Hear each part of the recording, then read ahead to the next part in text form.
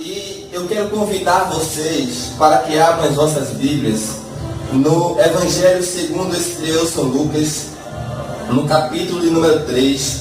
E nós vamos a um relato muito interessante a respeito de João Batista, este homem de Deus. Este homem que Deus chamou para ser o precursor de Jesus Cristo e da mensagem do reino de Deus.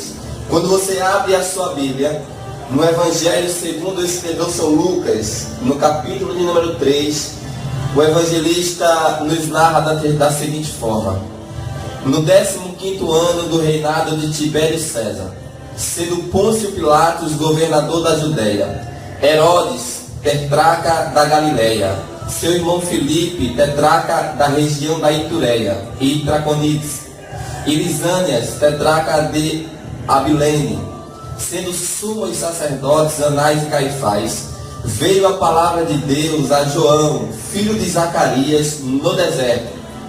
Ele percorreu toda a circunvizinhança do Jordão, pregando o batismo de arrependimento para remissão de pecados, conforme está escrito no livro do profeta Isaías: voz do que clama no deserto, preparai o caminho do Senhor, endireitai as suas veredas, todo vale será aterrado, e nivelado todos os montes e outeiros, os caminhos tortuosos serão retificados, e os escabrosos aplanados, e toda a carne verá a salvação de Deus. Se você observou aqui, o relato de Lucas contém duas coisas.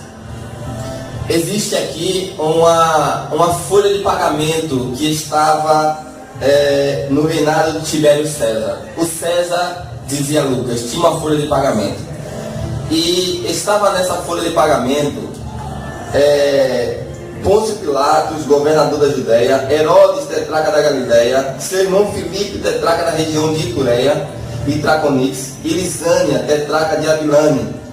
E ele faz uma denúncia aqui, quando ele escreve a Teófilo. Ele diz que existia dois sumos sacerdotes. Observe que o texto da palavra de Deus não admite a palavra sumos sacerdotes, estando no plural, porque só existia um sumo sacerdote. Mas Lucas faz um relato dizendo que existia sumos sacerdotes. O que é que Lucas está aqui fazendo? Ele está denunciando, ele está mostrando a subversão dos preceitos de Deus. Ele está mostrando o descumprimento da ordem divina com relação ao modelo estabelecido por Deus para o sacerdócio. E Lucas denuncia dizendo que havia dois sumos sacerdotes, Anás e Caifás. Agora observe, irmãos, que o João Batista, ele era filho de Zacarias, que era o sacerdote na época em que Jesus estava aqui na terra. Então, sendo ele sacerdote, João Batista era por herdeiro, por herança, também sacerdote. Mas estava na folha de pagamento romana dois sumos sacerdotes, Anás e Caifás. Por que Lucas diz isso, que existia dois sumos sacerdotes? O que Lucas quis dizer quando falou esse texto, sendo sumo de sacerdote? Ele estava denunciando um erro que estava sendo cometido através de Roma, um pacto, um contrato entre os romanos e os judeus. E como o Anás era muito popular, era um desses populares que nós sabemos bem que existem muitos aí, ele já tinha sido deposto da função de sumo sacerdote. E entrou o Caifás. Só que o Anás, sendo muito popular, ele recebia os direitos pecuniários de sumo sacerdote. E ele tinha a autoridade de sumo sacerdote, mesmo não exercendo mais a função. Então Deus olhou para toda essa subversão. Deus olhou para para todo esse descumprimento do modelo divino, e Deus resolve fazer diferente. Deus não veio no templo, Deus veio no deserto. Deus veio através de João Batista no deserto. E observe, irmãos, que o sumo sacerdote, ele não poderia vestir qualquer roupa. Ele tinha um modelo de roupa que poderia vestir. Só que João Batista, o sacerdote do deserto, escolhido por Deus para trazer a mensagem ao coração do povo, que estava deixando o modelo de Deus, não podia usar as roupas reais do sacerdote, porque Anás e Caifás estavam usando. Mas também não podia usar qualquer roupa. Então Deus, o que é que Deus faz? Deus dá uma roupa diferente para João Batista. E diz a Bíblia que João Batista usava uma roupa feita com peles de camelo. O sacerdote também não poderia comer qualquer comida. Mas como João Batista não podia comer a comida oferecida nos sacrifícios que o sacerdote tinha direito para comer, então ele comia, a Bíblia diz, gafanhotos e mel silvestre, porque ele era o sacerdote de Deus lá no deserto. A Bíblia diz lá em João capítulo 1, versículo 29, que quando Jesus se aproxima para ser batizado, o João Batista olha para ele e diz: eis aí o Cordeiro de Deus que tira o pecado do mundo. Somente o sacerdote tinha autoridade para identificar o Cordeiro, para dizer se o Cordeiro estava apto ou não para ser oferecido em sacrifício. João Batista é o sacerdote escolhido por Deus no deserto, fora do sistema religioso. Eu digo sempre, quando estou ensinando, que João Batista é o embrião da eclesia, da igreja de Jesus. Por quê, irmãos? Porque João Batista é o primeiro que fora chamado para fora. Para fora de onde? As pessoas ensinam por aí que a palavra eclésia, da onde é traduzida a palavra igreja, do grego, significa chamado para fora. Chamado para fora do mundo. Isso é um engano, porque a palavra grega significa a eclesia, significa reunião fora da cidade, ou seja, chamado para fora do sistema político. Quando Jesus usou a expressão eclesia, essa palavra já existia entre os gregos. Jesus não estava inventando a palavra. Eclesia era algo normal entre os gregos. Os gregos tinham a sua eclesia. E Jesus diz assim: eu vou fundar a minha eclesia. Só que a minha eclesia vai ser algo que vai ser chamado para fora de onde, Jesus? Para fora do sistema religioso judaico. Alguém que vem de fora, alguém que não está incluído no sistema, alguém que não faz parte da mentira, alguém que não faz parte do engano, alguém que não faz parte de contratos, alguém que não está ali porque foi votado, alguém que não está ali porque uma convenção elegeu, porque alguém está eleito através de voto, mas não, alguém que está ali porque Deus o estabeleceu para estar ali, algo fora do sistema. Eu creio que nesses últimos dias, amado ouvinte da palavra do Senhor, Deus vai levantar muitas pessoas fora do sistema religioso, alguém que não faz parte da mentira, alguém que não faz parte do engano, alguém que não faz parte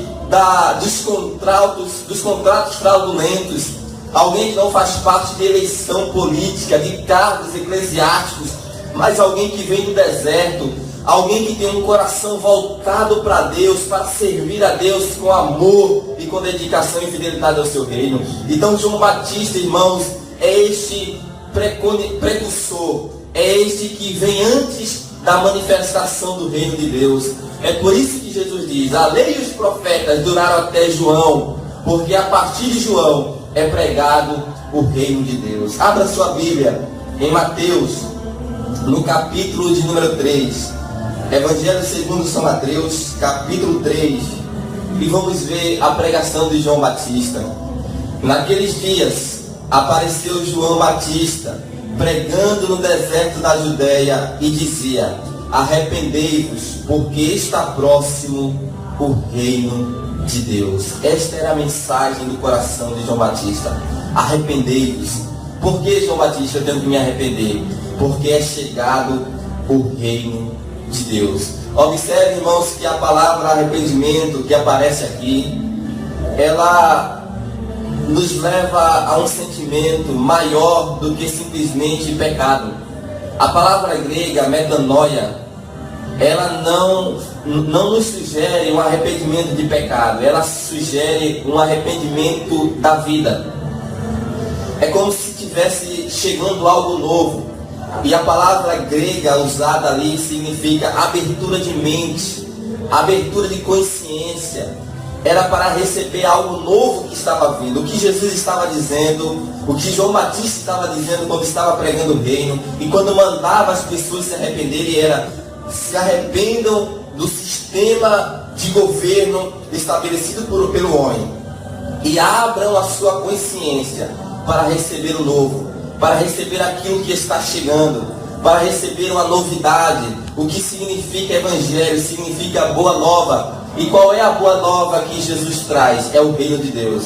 A boa notícia é: o mundo não precisa mais estar em desespero. Nós observamos hoje, amado ouvinte da palavra de Deus, dileto ouvinte da palavra de Deus, que o mundo está implodindo. O mundo não sabe mais o que fazer. É aumento de taxa de imposto, é guerra social, guerra civil, é pai contra filho, filho contra mãe, é os governos indo à loucura porque não tem a resposta que a população pede. As pessoas estão enlouquecendo. A doença do século é a depressão, mas tudo isso é resultado da má administração do governo humano. Mas a solução vem através de Yeshua, o Mashiach. Vem através de Jesus Cristo, um novo governo sendo estabelecido para que todos recebam esse governo e creiam nele, porque Jesus tem a solução para o mundo. Quando João inicia o seu ministério, uma barreira se é estabelecida, se é aberto um precedente, a lei e os profetas deixam de vigorar e começa a ser anunciado o reino de Deus.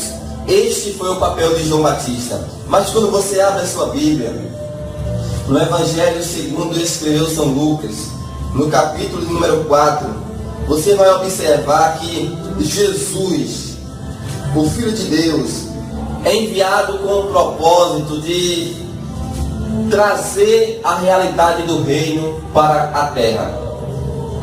Quando Lucas nos narra assim: indo para Nazaré, onde fora criado, entrou no sábado na sinagoga, segundo o seu costume, e levantou-se para ler.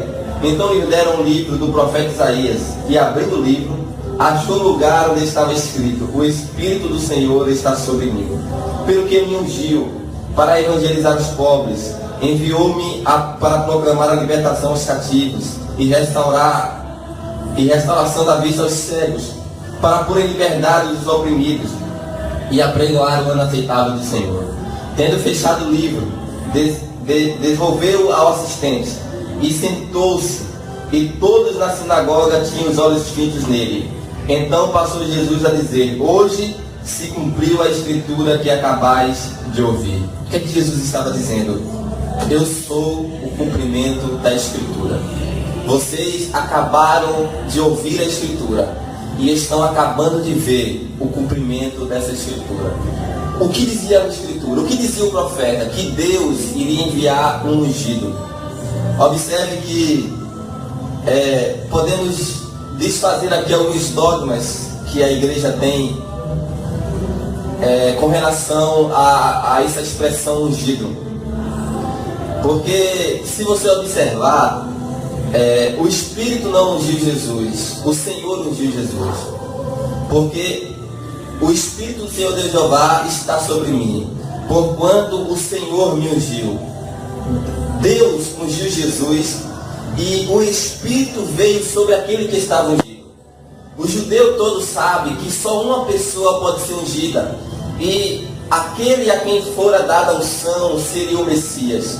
Jesus é o Messias porque foi ungido por Deus, e todos nós estamos debaixo da unção de Deus. Portanto, irmãos, não existe esse engano, essa mentira de que alguém é ungido de Deus, porque todos são ungidos de Deus.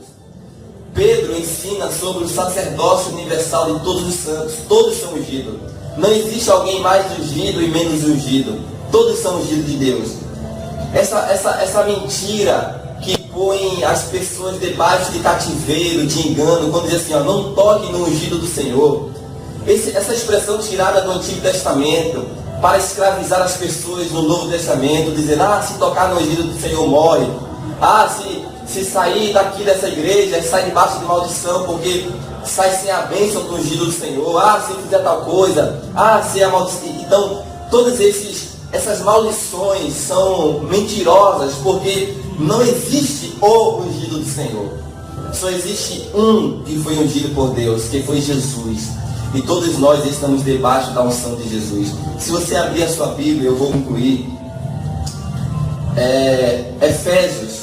Abra a sua Bíblia. Eu vou te trazer uma interpretação desse texto que você nunca ouviu.